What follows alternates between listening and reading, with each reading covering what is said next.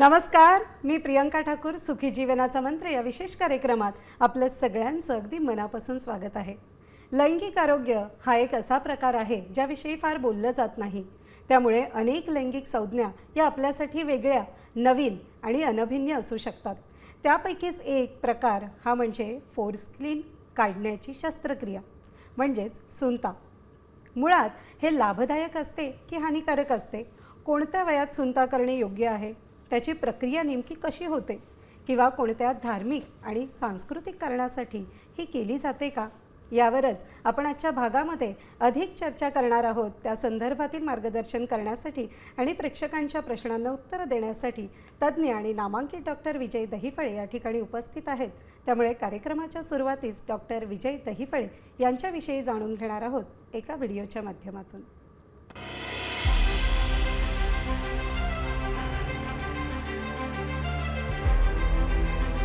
Doctor विजय दहिफळे हे sexologist, urologist आणि enterologist आहेत.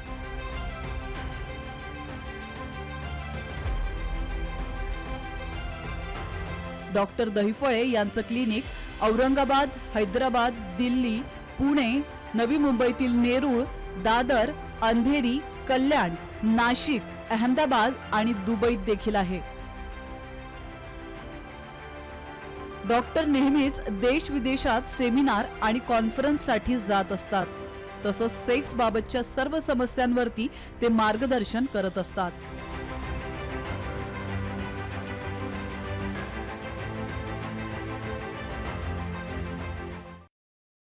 सर, साम टीव्हीच्या स्टुडिओमध्ये आपलं मनापासून स्वागत आहे. नमस्कार. कार्यक्रमाच्या सुरुवातीला जाणून घेणार आहोत एका सत्यप्रसंगाबद्दल. सरांच्या छत्रपती संभाजीनगर सेंटरवरील हा प्रसंग आहे. छत्रपती संभाजीनगर ओपीडीला एक आईवडील त्याच्या 25 वर्षाच्या मुलाला सोबत घेऊन आलेले. आपल्या साम टीव्हीवरील सुखी जीवनाचा मंत्र या शोचे ते अगदी नियमित दर्शक. सरांनी येण्याचे कारण विचारले. मुलाची आई म्हणाली की सर, तुम्हाला आठवत असेल, एका वर्षापूर्वीच माझ्या मुलाला मी तुमच्याकडे कमजोरीच्या ट्रीटमेंटसाठी आणले होते. त्याची बायको भाडकुंदळ असल्यामुळे ती माझ्या मुलावरती हा नपुंसक आहे असा आरोप करून त्याची बदनामी करत होती. त्यामुळे मात्र माझा मुलगा हा प्रचंड डिप्रेशनमध्ये गेला होता. मी तुमचा शो पाहून तुमच्याकडे मुलाची 3 महिन्यांची ट्रीटमेंट केली आणि तो बरा देखील झाला. पण ती मुलगी काही नांदायला तयार नव्हती. तिने अखेर डिवॉर्स घेतला आणि सगळं मिटवण्यामध्ये हे जवळजवळ आम्हाला 1 वर्ष गेलं. आता माझ्या मुलाचे दुसऱ्या मुलीसोबत लग्न ठरले आहे. पण त्या मुलीच्या आईवडिलांना पहिली बायको का पळून गेली आणि मुलामध्ये काही प्रॉब्लेम तर नाही ना, अशी शंका येत आहे. त्यामुळे आता मुलाचे सेक्शुअल फिटनेस सर्टिफिकेट घेण्यासाठी आम्ही तुमच्याकडे आलो आहोत. पुढे वडील म्हणाले की सर, आता एका महिन्यानंतरच लगेचच लग्न आहे. त्यामुळे तो सेक्शुअली फिट आहे की नाही ते तपासा आणि आणखी एखाद्या मेडिसिनचा जर कोर्स असेल तर तो त्याला द्या. आम्हाला लग्नानंतर आता कुठलीही रिस्क नको, कारण मागील वर्षी या डिवॉर्सच्या केसमध्ये खूप वाईट आमचं हे संपूर्ण वर्ष गेलं. त्यात माझा मुलगा अगदी थोडक्यात वाचला. सरांनी त्यांना बिनधास्त दुसरे लग्न करा असे सांगितले. फार गरज वाटत असेल तर, किंवा मुलावर काही दडपण येऊ नये म्हणून हनीमूनसाठी एखादा डोस मुलाला देऊ असे देखील सरांनी सांगितले. मुलाची आई मात्र सेक्शुअल फिटनेस सर्टिफिकेट दाखवण्यासाठी तरी द्या असे म्हणू लागली. सर म्हणाले की त्याची आता गरज नाही.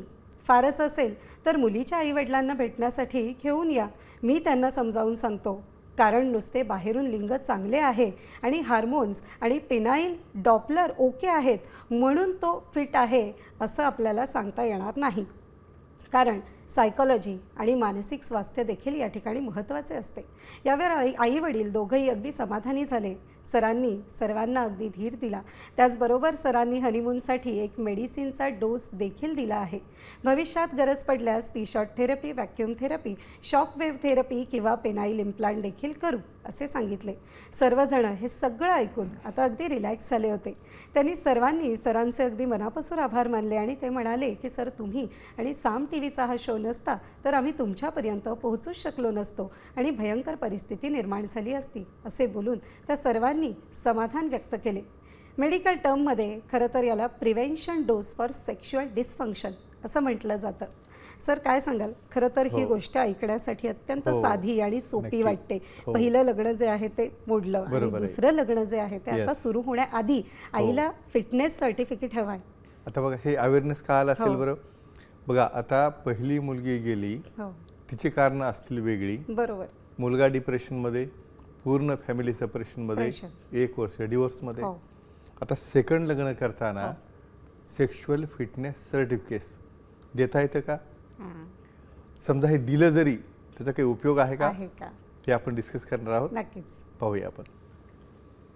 सर्वप्रथम जगभरातील आपल्या साम टी व्हीच्या सुखी जीवनाच्या मंत्राच्या या लाईव्ह भागामध्ये तुमचं सर्वांचं अगदी मनापासून अभिनंदन आणि कौतुक. कशामुळं? बघा, ही माता या ठिकाणी पाहिली, हे वडील या ठिकाणी पाहिले, 1 वर्षापूर्वी माझ्याकडे आलेले. त्यावेळी आता तुम्ही सांगा, एखाद्या मुलीचं लग्न झाल्यानंतर तिचा स्वभाव काय असेल, तिचं वागणं काय असेल आणि ज्या पद्धतीने ती निघून गेली, त्यामुळे त्या समाजावर, मग त्याच्या समाजामध्ये त्यांची झालेली बदनामी, त्यामुळे आलेले डिप्रेशन, मुलगा परत सपरेशनमध्ये गेला, 1 वर्षापर्यंत लग्न होत नव्हतं. पण आता दुसऱ्या लग्नासाठी साहजिक आहे हो, दुसऱ्या फॅमिली, दुसऱ्या मुलीचे आईवडील विचारणं साहजिक आहे की त्या ठिकाणी मला सर्टिफिकेट द्या. पण मित्रांनो, सर्टिफिकेट देता येतं का? अशा प्रकारे कुठलंही सर्टिफिकेट तो सेक्शुअली फिट आहे म्हणून देता येत नसतं का? कारण आता जसं प्रियंका मॅडमने सांगितलं की त्याचे हार्मोन तपासले, डॉपलर केलं, ॲनाटॉमिकल पाहिली, फिजिओलॉजिकल पाहिली, पण मेंटल फिटनेस, मानसिक अवस्था, ह्या गोष्टी तुम्हाला कंट्रोल करता येतात का? नाही. पण मग अशा सिच्युएशनमध्ये त्या मुलामुलींचं, त्याच्या आईवडिलांचं काउन्सिलिंग, जे नवीन मुलगी ते द्यायला जात आहेत त्यांचं, या मुलाला देखील प्रिव्हेंटिव्ह म्हणून ट्रीटमेंट देणं.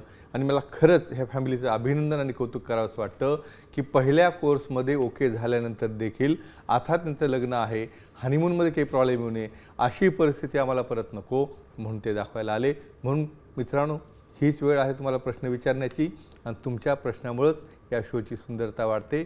बाकी प्रियंकाजी तुम्ही सांगू शकता. नक्कीच. खरे तर अतिशय महत्त्वाच्या विषयावर सर आपण घेतलेला आहे. बरोबर आहे. वेगळी संज्ञा ही मी सुरुवातीलाच सांगितली की कधीही न ऐकलेला असा हा शब्द बरोबर. आपण नक्कीच, बघतोय. नक्कीच, sure. नक्कीच. त्यासाठी प्रेक्षकांना आवाहन करणं महत्त्वाचं आहे. या. सुखी जीवनाचा मंत्र या कार्यक्रमात तुम्ही देखील सहभागी होऊ शकता आणि सरांना थेट प्रश्न विचारू शकता. मात्र त्यासाठी आमचा स्टुडिओ क्रमांक लिहून घ्या, 0224101610. सर, आपल्याला फोन यायला सुरुवात झालेली आहे. पुण्याहून पंकजजी आपल्याशी जोडले गेलेले नक्की आहेत. घेऊया आणि खरंच त्यांचं परत आपण सुरुवातीपासून अभिनंदन करूया, कारण ही शोभा त्यांच्यामुळे आहे. घेऊया. नक्कीच. नमस्कार पंकजजी, आपला प्रश्न विचारू शकता. नमस्कार सर. नमस्कार जी, बोला. सर, मला असं विचारायचं आहे की अनसर्कमसाइज्ड पेनिस काय असतात आणि ते नॉर्मल असतात का, याबद्दल माहिती पाहिजे होती. म्हणजे ही जी आपली सिरीज चालू आहे की लिंगाचे विभिन्न आकार, त्यामध्ये अनसर्कमसाइज पेनिसेस जसं आपण टॉपिक दिलेला आहे, तर त्याचं उत्तर तुम्हाला पाहिजे, बरोबर आहे? चला नक्कीच सांगूया तुम्हाला. हे बघा, आपल्या दिलेल्या विषयाप्रमाणे लिंगाचे विभिन्न आकार हे 22 प्रकार आहेत. त्यामध्ये अनसर्कमसाइज प्रकार काय असतो हे आपण सांगूया. एक सर्वात महत्त्वाची गोष्ट मित्रांनो लक्षात ठेवा, आपल्या स्वतःच्या बॉडीची नॉर्मल ॲनाटॉमी काय आहे, त्याची फिजिओलॉजी काय असते. जरी की प्रत्येकाला फार काही डॉक्टर एवढं नॉलेज असावं असं एक्सपेक्टेड नाही, पण यामध्ये हा अनसर्कमसाइज देखील प्रकार असा असतो की जन्मताच निसर्गाने देताना जी फोरस्किन दिलेली आहे ती का दिली असेल? बऱ्याचदा असं वाटतं आपल्याला की ती फोरस्किनचं काही कामच नसेल. अहो, त्याचं काम जर नसतं तर कशाला दिलं असतं?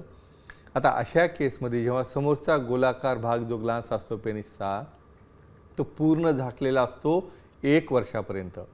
आणि 1 वर्षापर्यंत समजा त्याला काही युरिनला अडथळा येत नसेल, त्या ठिकाणी काही इचिंग नसेल किंवा त्या ठिकाणी काही स्मेग्मा जमा होत नसेल, तर त्याला कुठल्याही प्रकारे फोर्सफुली मागे घ्यायची आवश्यकता नसते. हे अनसर्कमसाइज म्हणजे ते इंटॅक्ट असणारं प्रिप्यूस का ठेवलेलं असतं बरं त्या ठिकाणी, की त्या ठिकाणी त्या प्रिप्यूसमध्ये एक अशी रचना केलेली आहे, सर्वात जास्त नर्व्स, सर्वात जास्त वेसल्स, अतिशय जास्त संवेदना आणि समोरच्या गोलाकार भागाला ते कव्हर करून प्रोटेक्शन देतं. आणि जेव्हा सेक्शुअल ॲक्टिव्हिटी अडल्ट झाल्यानंतर होते त्यावेळेस ती रिंग मागं जाऊन त्याला फायदा देत असते. म्हणून अशा प्रकारचे अनसर्कमसाइज पेनिसेस जे की नॉर्मली जन्मतात असतात ते इंटॅक्ट ठेवणं अतिशय आवश्यक असतं. आणि काही कारणामुळं त्यात जर काही बदल करायचा असेल, कट करायची गरज असेल तर काय काळजी घ्यायला पाहिजे या पूर्ण शोमध्ये आणखी आपण डिस्कस करणार आहोत. नक्कीच नक्कीच. या. डॉक्टर, आपला पुढील फोन नांदेडहून आहे. रोहितजी आपल्याशी जोडले खूप गेलेले छान. आहेत. या, नक्कीच. घेऊया. हां. नमस्कार रोहितजी, आपला प्रश्न आपण विचारू शकता. हा नमस्कार मॅडम. नमस्कार सर. नमस्कार जी, बोला. हा तर माझा असा प्रश्न आहे की 2008 पासून म्हणजे आतापर्यंत हातमायसून करतो. हस्तमायसून हां, लिंग वापरा झालेलं बारीक झालेलं आहे. ओके. म्हणजे तुम्ही हस्तमिथून करताय 2008 पासनं, तेव्हापासनं वाकडेपणा झालेला आहे, बरोबर आहे लिंगामध्ये? हो. अच्छा अच्छा. वय काय तुमचं? 31. बरं, लग्न झालेलं आहे? नाही ना, लग्न नाही बरं, झालं. मग का नाही केलं लग्न तुम्ही? हा प्रॉब्लेम आहे म्हणून घाबरताय का तुम्ही? हा हे घाबरतो ना. बरं, ठीक आहे. चला तुम्हाला सांगू यावर काय उपाय आहे ते. आणि तुम्ही अजिबात घाबरायची गरज नाही, कारण त्याला ट्रीटमेंट असतात. आणि तुम्ही अतिशय सुंदर प्रश्न विचारलेला आहे आणि तुमचं शंकानिरसन करूया. आपण प्रोत्साहन का देतो? आपले ह्या सर्व लोकांना असं यामध्ये इन्व्हॉल्व करणं का आवश्यक आहे? प्रॅक्टिकली जेव्हा माझ्या ओपीडीमध्ये मी पाहतो, एक वर्षापासून शो पाहतात. काही जण येऊन व्हिजिट करून परत जातात की मी आतमध्ये कसं जाऊ, सरांना बोलू कसं, बोलत नाही हे पण. सांगायचं कसं. हो. पण ते आता समोर आलेले सांगूया आपण. नक्कीच. किती मनामध्ये बिथरलेपणा आहे, घाबरलेपणा आहे. वय 31 होत आलेले, 2008 पासनं ते हस्तमैथून करतायत. मग आता यामध्ये घरचे काही रागवतील का? मग लग्न झाल्यानंतर माझी पार्टनर पळून जाईल का? किंवा माझ्या लिंगामध्ये आता वाकडेपणा आला. हा वाकडेपणा सहजासहजी येत नसतो. अतिशय व्हिगरीस पद्धतीनं जेव्हा ते मास्टरबेशन करून काही जणांना त्याला बेंड करण्याची सवय असते, काही जणांना त्या ठिकाणी रब करण्याची सवय असते. अशा केसमध्ये मायक्रो फ्रॅक्चर होतात. आणि मायक्रो फ्रॅक्चर झाल्यानंतर परत तुम्ही लाजून बुजून त्या ठिकाणी तज्ज्ञांना दाखवत नाही, त्या ठिकाणी त्या फॉर्ममध्ये बेंड येतो. असं जरी असेल तरी काळजी करू नका, तज्ज्ञांना भेटा. अतिशय चांगल्या प्रकारच्या पी-शॉट थेरपीज आहेत. गरज पडल्यास सर्जरी किंवा बऱ्याचदा पेरिकार्डियल ग्राफ्ट जे असतात, ॲलोग्राफ्ट, ते वापरून देखील त्याला सरळ करता येतं. पण असं घाबरू नका, ताबडतोब तज्ज्ञांना भेटा, सेक्सॉलॉजी रोलॉजिस्टना भेटा. अतिशय छान ट्रीटमेंट आहेत. एक हायफेम थेरपी किंवा शॉकवेव्ह थेरपीने देखील त्याला ओके करता येतं. मला वाटतं त्यांची भीती आता थोडीफार दूर झाली झालेली असेल. असेल. आपण भेटल्यानंतर हो. ट्रीटमेंट घेतल्यानंतर ह्यांनी पुढची स्टेप जी आहे ती लग्नाची घ्यावी, नक्कीच, जेणेकरून नक्कीच. पुढे काही अडचण यायला नको. नक्कीच. म्हणजे या. याचं यश मला वाटतं की या हो, हो. गोष्टीमुळे नक्कीच ठळक Surely, होऊ शकतं. definitely, हा. डॉक्टर, पुण्याहून दिगंबरजी आपल्याशी जोडले गेलेले आहेत. घेऊया, हरकत नाही, घ्या. नमस्कार दिगंबरजी, आपला प्रश्न विचारू शकता. हा तर जे सेक्स करताना जेव्हा आपलं पाणी पटकन निघून जातं, हां, तर त्याच्याबद्दल काही उत्तर काय ऑप्शन आहेत का? बरं. तुमचं वय सांगा मला. 35. बरं, लग्न झालेलं आहे तुमचं? हो. बरं, तुमचा टायमिंग किती आहे म्हणजे सांगा मला, त्याप्रमाणे उत्तर देता येईल. टायमिंग म्हणजे 1 मिनिटाच्या आतमध्ये. बरं बरं. मग त्याच्यामुळे तुमचा पार्टनर वगैरे काही डिस्टर्ब असतो का? हो. बरं, ठीक आहे. तुम्हाला डायबिटीज, बीपी काही आजार आहे? नाही. पहिलं काही हस्तमैथूनची सवय होती? हो. चला सांगूया तुम्हाला नक्कीच. आणि तुम्ही देखील अजिबात घाबरू नका. ही गोष्ट तुम्ही सांगितली 50% लोकांना असते. आणि आता मी काय विचारलं, पार्टनर डिस्टर्ब होतो का? तर हे तुम्ही त्याची नक्कीच काळजी घेऊन ट्रीटमेंट घ्या, कारण हा डिस्टर्बन्स आणि फॅमिलीतले वाद होण्याचे प्रमाण फक्त यामुळे असतात. सांगूया तुमचं उत्तर. आता बऱ्याचदा तुमच्या फॅमिलीमध्ये जे भांडणं आहेत, अनबन आहे, बऱ्याचदा मी तर सांगतो की माझी पार्टनर मला साथ देत नाही, किंवा बऱ्याचदा ती माझ्यासोबत नाराज असते. का असते? सांगूया उत्तर. एक साधं उदाहरण सांगतो तुम्हाला. समजा तुम्ही जेवण करायला बसले, तुम्हाला 2च घास खायला दिले आणि तुमचं ताट उचलून घेतलं, तुमचा पाण्याचा ग्लास उचलून घेतला, तुम्ही फार हॅपी होणार का? नाही. मी एक प्रश्न विचारला त्यांना की बाबा हस्तमैथूनमुळं हे झालं का? बरं, बऱ्याचदा एक तुमच्या डोक्यामध्ये असं बसतं की फक्त हेच एकमेव कारण आहे. मित्रांनो, असं नसतं. सायकोजेनिक आहे, न्यूरोजेनिक आहे, वॉस्कुलोजेनिक आहे, कार्पोरल आहे, कंडिशन रिफ्लेक्सेस आहेत. जसं एखाद्या गाडीची सर्व्हिसिंग करतो ना आपण, समजा मर्सिडीज 40,000 किलोमीटर गेली तर डिझेल फिल्टर ऑइल गेलं, तुम्हाला सर्व्हिसिंगला न्यावं लागतं. पण तुम्हाला स्वतःला काही सर्व्हिसिंग लागते हे कोणी शिकवलेलंच नाही. तर म्हणून आपण जोपर्यंत चाललं तोपर्यंत चालू द्या. आणि जेव्हा पार्टनर भांडायला लागतो, दूर व्हायला लागतो, मग मात्र तुम्ही जागी होता. असं करू नका. प्रत्येकाला या अवस्थेतनं जाणं आवश्यक का असतं? कारण शरीरातले बदल कोणी थांबवू शकत नाही, हार्मोन बदलणारे कोणी स्टॉप करू शकत नाही. म्हणून तज्ज्ञांना भेटा. अतिशय चांगल्या प्रकारच्या मेडिसिन्स आहेत, क्रीम्स आहेत, सेंट्रली ॲक्टिंग आहेत, लोकली ॲक्टिंग आहेत, पी-शॉट थेरपी आहेत, वेव्ह थेरपी आहेत, हायपम थेरपी आहेत. गरज पडलं तर इम्प्लांटपर्यंत देखील ट्रीटमेंट आहेत. तुम्ही तज्ज्ञांना भेटा, सेक्सॉलॉजी रोलॉजिस्टना भेटा. अतिशय छान रिझल्ट मिळेल. तुम्हीही खुश राहाल, तुमचा पार्टनरही खुश राहील. आणि अर्थातच मी परत सांगतो ही लैंगिक क्रिया ॲक्टिव्हिटी आपली जी मर्यादा आहे, time, place, person, condition, culture, safety, consulting, आपला ओन आणि नॉन इन्फेक्टेड पार्टनर नेहमी डिस्क्लेमर का देतो, तर अशा कंडिशनमध्ये मर्यादित राहून तुम्ही ॲक्ट केल्यानंतर तुम्ही स्वतः आणि तुमच्या पार्टनरला तुम्ही जर सुखी ठेवलं तर मला वाटत नाही की असल्या प्रकारचं डिस्ट्रॅक्शन तुमच्या फॅमिलीमध्ये येऊ शकतं. मुद्दाम ही डिस्क्लेमर मी रिपीट केलं कारण खूप जणांना फक्त एन्जॉयमेंट हा पार्टच दिसतो, पण त्याचा सायंटिफिक पार्ट, दोघांचं सॅटिस्फॅक्शन आणि पूर्ण कुटुंबाचं जे सौख्य म्हणतो. कारण या भांडणांमुळं मुलं डिस्टर्ब होतात नक्कीच. आणि मुलं डिस्टर्ब झाल्यानंतर मी परत संपूर्ण रिपीट कुटुंब. करतो की बरेचदा असे प्रश्न मला विचारतात की तुम्ही असे भांडता तर आम्ही कशाला लग्न करायचं. बापरे. तर हे टाळण्यासाठी हा मेसेज देणं फार आवश्यक आहे. नक्कीच. डॉक्टर, मी सुरुवातीलाच आपल्याला म्हटलं होतं की सुनता म्हणजे फोरस्किन काढण्याची एक नक्कीच. शस्त्रक्रिया, हो. याबद्दल आपण अधिक काय सांगाल? हां, म्हणजे महत्त्वाचा भाग की काही फायदा होतो त्याचा हो, का काही हानी हानी होते होते. सांगूया आपण. आता एक महत्त्वाची गोष्ट सांगतो. बरेच जण मला सांगतात की बरेच आपलं ते अपेंडिक्स असतं, ते काही कामाचं नसतं म्हणे, तर ते काढून टाका. ठीक आहे, अपेंडिक्सचा भाग वेगळा झाला, त्रास होत असेल तर आपण काढतो. समजा निसर्गाने फोरस्किन तुम्हाला जन्मताच दिलेली आहे. आता आणखी पुढचा अभ्यास जर केला ना, एक हूड किंवा अशीच फोरस्किन स्त्रियांमध्ये देखील असते. त्या विषयावर नंतर जो आपण, तर ही फोरस्किन अतिशय सेन्सिटिव्ह असते, नाजूक असते, समोरच्या गोलाकार भागाला प्रोटेक्शन देत असते. पण महत्त्वाचं काय आहे, त्याची निगा ठेवणं, त्याची काळजी घेणं. 1 वर्षानंतर बऱ्याचदा मुलांना कळत नाही स्वतः क्लीन करायचं, त्या आईनं म्हणा किंवा त्या बाबांनी म्हणा त्यांना कसं क्लीन करायचं, कसं करायचं हे न लाजता सांगायला पाहिजे. आणि अडल्ट्स हे का सांगणं आवश्यक आहे, माझ्याकडे लग्न झाल्यानंतर 20-20 वर्षांनी काही जण येतात जेव्हा पार्टनर म्हणते सर ह्यांना कळतच नाही यातलं काही, त्यांना ती स्किन मागं पडत जाते हेही माहीत नाही. मग अशा केसमध्ये तुम्ही लैंगिक शिक्षण काळाची गरज आहे. मी का सांगतो, कारण या स्किनची काळजी जर घेतली नाही तर त्या ठिकाणी इन्फेक्शन होणं, दुर्गंधी येणं, त्या ठिकाणी कॅन्सर होण्यापर्यंतचे आजार होऊ शकतात.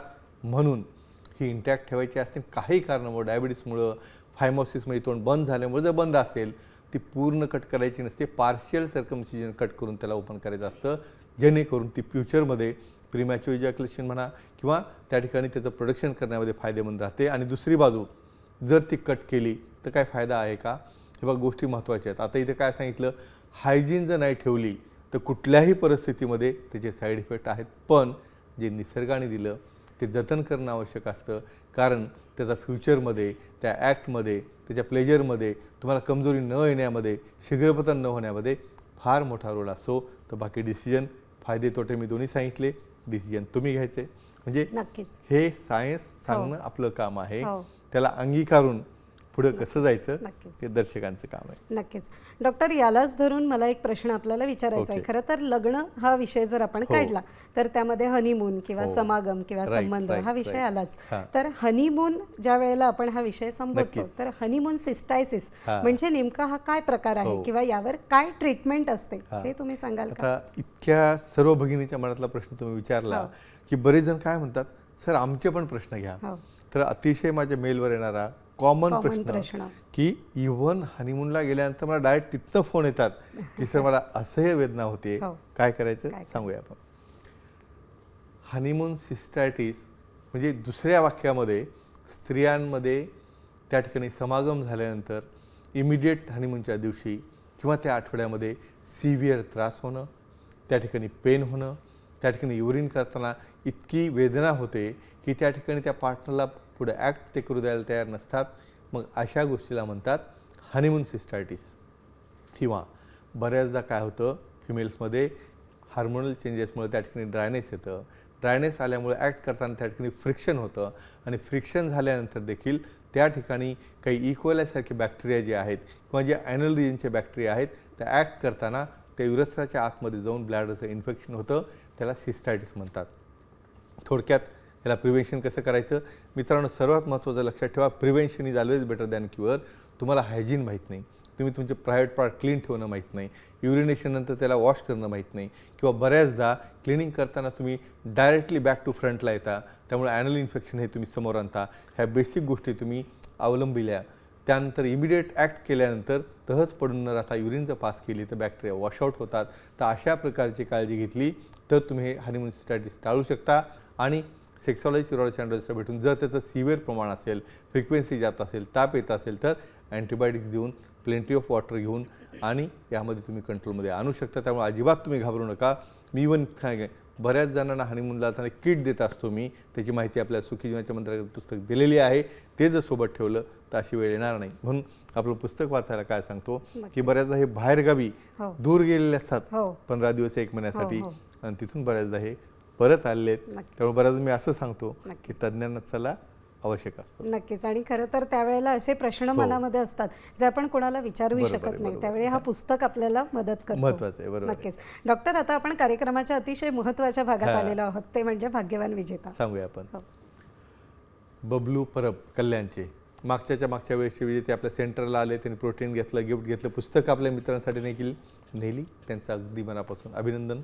तर याच्यानंतर जर तुम्हालाही सहभागी व्हायचं असेल तर मॅडम आता हा क्विज लकी ड्रॉ तुमच्या हातात असतो. Yes. पाहूया आपण आणि त्याप्रमाणे मग कोण विजेता आहे त्याला बोलवणं.